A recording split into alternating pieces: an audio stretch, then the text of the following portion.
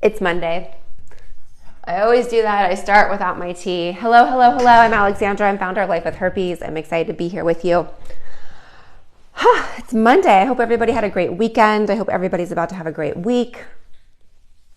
It's been a hard week. I will say that in the news. So something I want to address. I don't know how to address it, but I definitely want to address that all of the innocent victims out there dealing with what has happened over in Israel is it's very sad and very disturbing. And like I said, I don't know how to quite address it other than just bringing attention and awareness to it. With that being said, my name's Alexandra. I'm here to talk about living with herpes. So if you have been live with me before, you know that I get hundreds of questions. I do my best to answer them in the order in which they arrive. I have been talking publicly about my diagnosis since 2017. I was diagnosed with genital HSV2 in 2011, so I've been living with it for a very long time.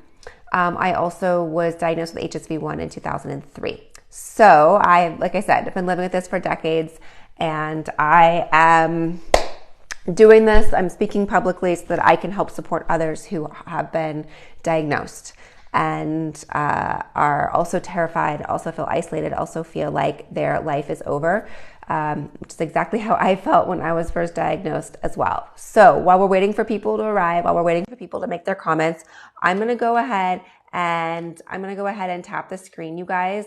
So let's tap the screen. Thank you for joining me. Thank you for joining me on this Monday.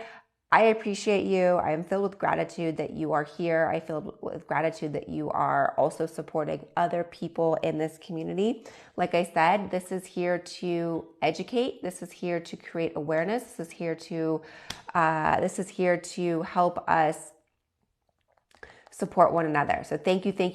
I will answer your questions in the order in which they arrive. Do your best to keep their messages PG or G rated. The app does not like it when it gets controversial, I guess is the word. So anyways, I'm going to go through and answer the questions. Thank you for the hearts. I appreciate you. That is why I'm saying thank you for the hearts. I don't know. Thank you. Thank you for joining me. All right, let's see. I do have a lot of questions that have come through. All right. Are blood tests typically very accurate? My gyno said they are. Okay, great question. Here's the deal.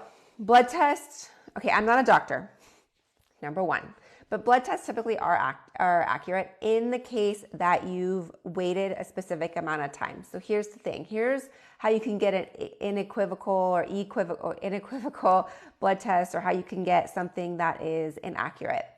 Is our body takes a while to make antibodies. So what are antibodies? That is how we test for herpes. Herpes does not live in our blood. People think that herpes is a blood disease. It's not, it's a skin disease. So what we're doing when we test our blood, we do a blood draw, is to see if the antibodies are in our bloodstream. So if you are, let's say today's Monday, let's say Saturday, you came into contact with the HSV virus. And let's say you're freaking out and you're like, I'm going to go get tested today. I'm going to get a blood test. All right. You're going to test negative, even if you have it, because it takes your body a certain amount of time in order to get those antibodies. So it may take weeks, it may take months. Now, on the flip side, if you are testing positive on the blood test and you are getting a positive test result, then you are positive, right? Of course, clear that with your doctor, have your doctor diagnose you.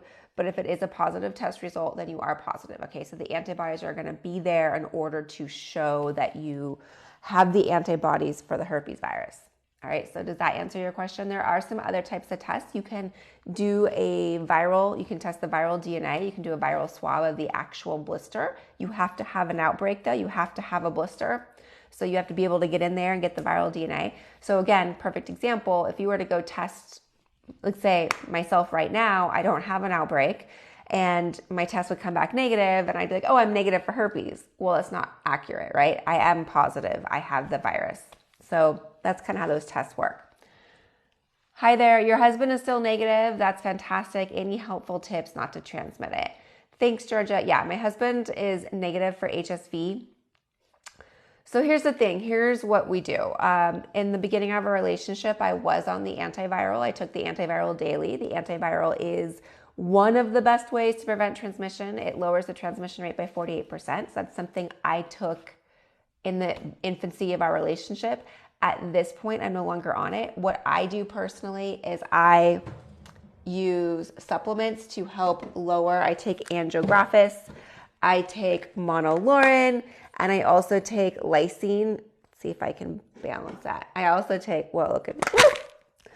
I also take Lysine. This is the best one to help prevent, to help keep the herpes virus dormant in my system, to help prevent replication of the virus more specifically. So I take this daily. These are things I take daily. We have a, I do what I can to keep my immune system boosted. Obviously, if there's any, sort of outbreak or any sensation or any thought that there's an outbreak, of course, we stay clear of that. Other than that, that's what we do. So this is what we do. Doesn't mean this is what I recommend doing. This is what we do. So I would say you and your partner should decide what you both feel most comfortable with, most confident with.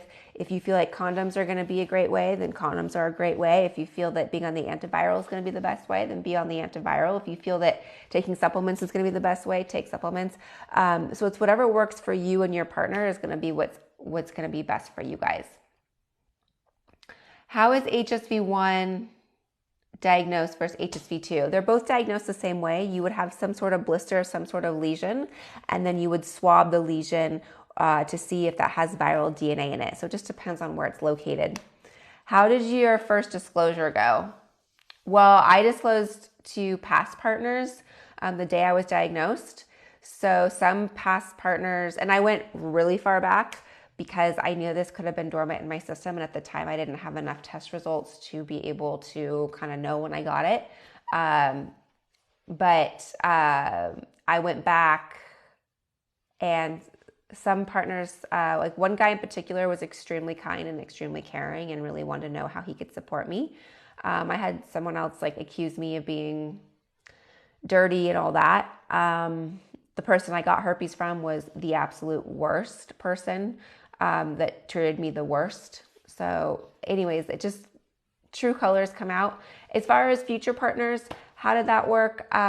Future partners, there was only two that mattered, and one was an ex-boyfriend, one was my husband. So those two disclosures went well, and honestly, I didn't really disclose that often. I wasn't intimate with a lot of people. I never was prior to my diagnosis. I wasn't, I was very calculated with who I was intimate with. And so that wasn't a big change that happened in my life. But yeah, anyways, I'm looking at the time. I do have to go in 1 minute because I have a call to jump on. HSV appears in blood tests. Yeah, HSV1 and HSV2 will appear in an antibody blood test. Can you pass the virus if you don't have an active lesion? Unfortunately, you can still transmit the virus even though you don't have an active lesion. So it's called viral shedding. And then when the virus sheds, the host does not know that he or she is contagious. There's no signs, symptoms, itch, tingle, burning, blister, whatever you want to say, it's not there. And so the person is not aware. That's how most transmissions occur. 70% of transmissions occur without an outbreak. You said something about tapping for nerve pain. Can you please explain to me? Oh my gosh, I hate to do this. Okay, condoms, do they protect you? They protect you 30 to 50% of the time because it is skin to skin, and condoms are great for fluid. Herpes is skin to skin. So even if you have a condom over this water bottle, there's still going to be area that's exposed because the condom doesn't go all the way down, and there's other bodily areas that are exposed. All right. Anyways, I have got to bounce. Tapping. I am going to do another live on tapping. So thank you for bringing that up. I'm glad you brought that to my attention. Guys, everything I talked about is linked in the bio, the supplements I take. I have to go. I apologize. When you're pregnant, you can still have a baby. I had a vaginal birth. All right. I have to go. I have a call. I'm so sorry. Eeks. All right. Have a great day. I'll see if I can go live later today. But I'll talk to you guys soon. I appreciate Super Bowl pick, whatever Taylor Swift's team is. I don't know. Kansas? I think it's Kansas. All right. Bye.